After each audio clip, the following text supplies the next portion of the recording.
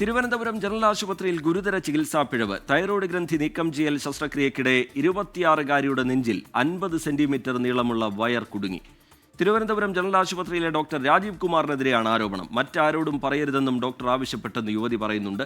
കാട്ടാക്കട സ്വദേശിയായ സുമയ്യ ആരോഗ്യവകുപ്പിൽ പരാതി നൽകി. എനിക്കൊരു കഫക്കെട്ട് വന്ന് ഞാനൊരു വീട്ടിനടുത്തുള്ള ഒരു ക്ലിനിക്കിൽ കാണിച്ചു.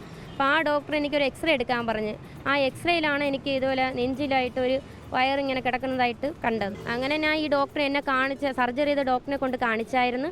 അപ്പോൾ ഡോക്ടർ ചോദിച്ചത് എങ്ങനെ പറ്റിയതാ, എനിക്ക് ഹാർട്ടിന് സർജറി എന്തെങ്കിലും കുഞ്ഞിലെ കഴിഞ്ഞിട്ടുണ്ടോ എന്ന് ചോദിച്ചായിരുന്നു. അപ്പോൾ ഞാൻ പറഞ്ഞ് ഇല്ല, എനിക്ക് ഈ തൈറോയ്ഡ് സർജറി മാത്രമേ ചെയ്തിട്ടുള്ളൂ എന്ന് പറഞ്ഞായിരുന്നു. അപ്പം പറഞ്ഞ് വേറെ ഡോക്ടർമാർ ഇത് ഓപ്പറേഷനിലെന്തോ ഇത് എങ്ങനെയൊന്നും ഓർമ്മ കിട്ടുന്നില്ല. അങ്ങനെ എനിക്ക് എൻ്റെ അടുത്ത് പറഞ്ഞ് ഇത് റിമൂവ് ചെയ്തുതരാമെന്ന് പറഞ്ഞ് ഇനി ശ്രീചിത്രയിൽ പോകാൻ പറഞ്ഞു. അവിടെ അപ്പോയിൻമെൻ്റൊക്കെ ഡോക്ടർ തന്നെ എടുത്തതെന്ന് CT എടുത്തപ്പോഴത്തേക്കാണ് പറയുന്നത് ഇതെടുക്കാൻ പറ്റത്തില്ല, എൻ്റെ ഹാർട്ടുമായിട്ട് എൻ്റെ 2 വർഷമായത് എൻ്റെ ശരീരവുമായിട്ട് ഒട്ടിച്ചേർന്ന് ഒരു കോട്ടിങ് സംഭവിച്ചു, ഇത് എടുക്കാൻ പറ്റില്ല. അഥവാ റിമൂവ് ചെയ്യണമെങ്കിൽ ഹാർട്ടിന് ബ്ലീഡിങ് ഉണ്ടാവും, അതുകൊണ്ട് എടുക്കാൻ പറ്റത്തില്ല എന്നാണ് ഇപ്പോൾ പറയുന്നത്. ഇത് വന്നതിന് ശേഷം എനിക്ക് ഒരുപാട് ബുദ്ധിമുട്ടാണ്. എൻ്റെ ജീവിതത്തിൽ ഒരുപാട് അസുഖങ്ങളാണ്. എന്നും നടക്കാൻ പോലും എനിക്ക് 26 വയസ്സേ ആയിട്ടുള്ളൂ. എനിക്ക് നടക്കാൻ പോലും പറ്റുന്നില്ല, എനിക്ക് സ്റ്റെപ്പ് കയറാൻ പറ്റില്ല. എനിക്കൊരു 6 വയസ്സായ മോനേ ഉള്ളൂ. അപ്പോൾ എനിക്കിനി ഒരു ഡെലിവറിക്ക് പോലും ഇപ്പം നോക്കണ്ടെന്നാണ് ഡോക്ടർ പറഞ്ഞിരിക്കുന്നത്. ഷഫീദ് റാവുത്തർ വിവരങ്ങളുമായി തിരുവനന്തപുരത്ത് നിന്ന് ചേരുന്നുണ്ട്. ഷഫീദ്, ഗുരുതരമായ വീഴ്ചയാണ് ഉണ്ടായിരിക്കുന്നത്. ഒരാളുടെ ജീവിതം തകർക്കുന്ന, അവരുടെ ആരോഗ്യം തകർക്കുന്ന നിലയിലേക്കാണ് ആ വീഴ്ച എത്തി നിൽക്കുന്നത്. ഇത് ഇങ്ങനെ 50 സെന്റിമീറ്റർ നീളമുള്ള വയറൊക്കെ ശരീരത്തിൽ കുടുങ്ങി എന്ന് കേൾക്കുന്നത് തന്നെ വലിയ ഞെട്ടലുണ്ടാക്കുന്നതാണ്, വലിയ അത്ഭുതം തോന്നുന്നതാണ്. എന്താണ് അവിടെ സംഭവിച്ചത്? സുമയ്യയുമായി വളരെ വിശദമായി ഷഫീദ് സംസാരിച്ചിരുന്നു. ഷഫീദാണ് ഈ വാർത്ത പുറം ലോകത്തെ അറിയിച്ചത്. എന്താണ് അവർ പറയുന്നത്?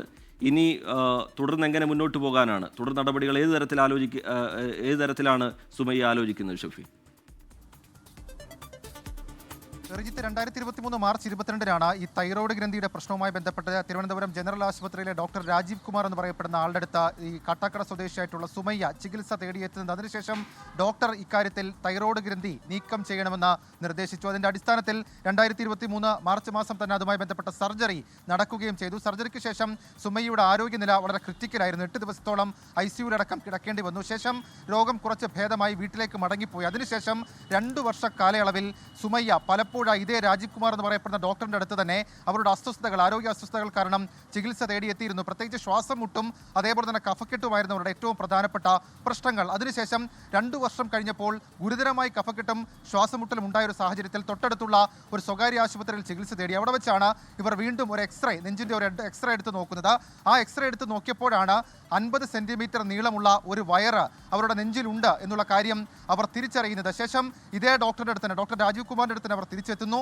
ഡോക്ടർ രാജീവ് കുമാർ ആ സമയത്ത് തനിക്ക് പിഴവ് സംഭവിച്ചു എന്നുള്ള കാര്യം അവരോട് സമ്മതിച്ചുവെന്ന് DMOയ്ക്ക് അടക്കം നൽകിയ പരാതിയിൽ സുമയ്യ പറയുന്നുണ്ട്. അവർ നൽകിയ എക്സ്റേ അടക്കം ഡോക്ടർ വാങ്ങിവെച്ചു. ശേഷം ശ്രീചിത്ര ആശുപത്രിയിലെ ഡോക്ടറിന്റെ മറ്റൊരു പരിചയക്കാരനായ ഡോക്ടറെ വിളിച്ചിട്ട് ഇക്കാര്യത്തിൽ ഒരു സർജറി നടത്തണം, അല്ലെങ്കിൽ ഇത് എടുക്കാനുള്ളൊരു വഴി കണ്ടെത്തണമെന്ന് പറഞ്ഞു.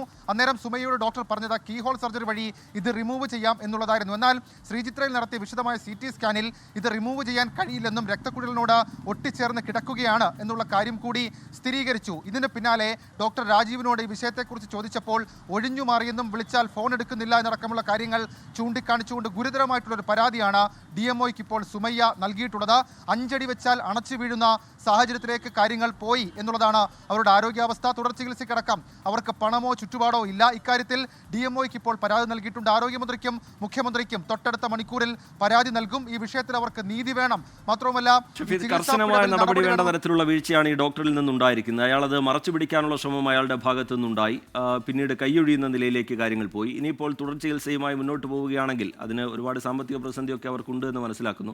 ഇനി തുടർ ചികിത്സയുമായി മുന്നോട്ട് പോയാൽ തന്നെ അവരുടെ ആരോഗ്യത്തിന് വെല്ലുവിളിയാവുന്ന, പ്രതിസന്ധിയാവുന്ന തരത്തിലുള്ള എന്തെങ്കിലും പ്രശ്നങ്ങളുണ്ടോ? ഡോക്ടേഴ്സൊക്കെയായി സംസാരിക്കുമ്പോൾ മനസ്സിലാവുന്നത് എന്താണ് ഷഫീ? ശ്രീചിത്രയിലെ വിശദമായിട്ടുള്ള CT സ്കാൻ പരിശോധനയിൽ കണ്ടെത്തിയത് ഇവരുടെ രക്തക്കുഴലിനോട് ചേർന്ന് ഒട്ടി നിൽക്കുന്ന നിലയിലാണ് ഈ 50 സെന്റിമീറ്റർ നീളമുള്ള വയറ്. ഇത് വെറും ഒരു വയറോ പുറത്തുനിന്നുള്ള വയറൊന്നുമില്ല. സാധാരണഗതിയിൽ ഇന്റേണൽ ഓർഗൻ സർജറി നടക്കുന്ന സമയത്ത് ഇതിൻ്റെ അകത്തേക്ക് ഒരു പാത്ത് ലീഡിംഗ് എന്ന രീതിയിൽ ഡോക്ടേഴ്സ് ഉപയോഗിക്കുന്ന ഒരു സർജറി മെറ്റീരിയൽ തന്നെയാണ് ഇത്. പക്ഷേ ഇത് ഈ രീതിയിൽ സർജറിക്കപ്പുറം ഇത് റിമൂവ് ചെയ്ത് മാറ്റേണ്ടതാണ്. പക്ഷേ ഈ കേസിൽ, സുമയ്യയുടെ കേസിൽ അതുണ്ടായില്ല എന്ന് മാത്രമല്ല 2 വർഷ കാലയളവിൽ അത് കണ്ടെത്താൻ കഴിഞ്ഞിട്ടില്ല. അത് അവിടെ രക്തക്കുഴലിനോട് ചേർന്ന് പോയി. അതുകൊണ്ട് ഏതെങ്കിലും തരത്തിൽ ഇനി ഒരു സർജറി, അത് കീഹോൾ സർജറിയുമല്ല, ഒരു തുറന്ന സർജറി നടത്തി അത് പുറത്തേക്കെടുത്താൽ അത് ഹാർട്ടിന് ബ്ലീഡിംഗ് ഉണ്ടാക്കും എന്നുള്ളതാണ് നിലവിൽ ഇപ്പോൾ ഡോക്ടേഴ്സ് ഈ സുമയ്യയോട് പങ്കുവച്ചിരിക്കുന്ന വിവരം. അതാണ് അവരെ ആശങ്കപ്പെടുത്തുന്ന ആരോഗ്യാവസ്ഥയും. മാത്രമല്ല, മുൻപ് ഞാൻ സൂചിപ്പിച്ചതുപോലെ ഈ 2 വർഷത്തെ ചികിത്സയ്ക്ക് തന്നെ അവർ നിരവധി പണം മുടക്കി കഴിഞ്ഞു. അവരുടെ ഭർത്താവ് ഒരു ഓട്ടോറിക്ഷ ഡ്രൈവറാണ്, 6 വയസ്സുള്ള മകനുണ്ട്, മറ്റ് കാര്യമായ ബന്ധുബലമോ കാര്യങ്ങളോ ഒന്നുമില്ല. അപ്പോൾ ഏതെങ്കിലും തരത്തിൽ ചികിത്സ മുന്നോട്ട് പോകാൻ അവർക്ക് കഴിയില്ല. പകരം സർക്കാർ ഇക്കാര്യത്തിൽ ഒരു തീരുമാനമെടുക്കണം എന്നുള്ളതാണ് അവരുടെ ആവശ്യം. ഷഫീദ് റാവുത്തർ വിവരങ്ങൾ നൽകുകയായിരുന്നു തിരുവനന്തപുരത്ത് നിന്ന്.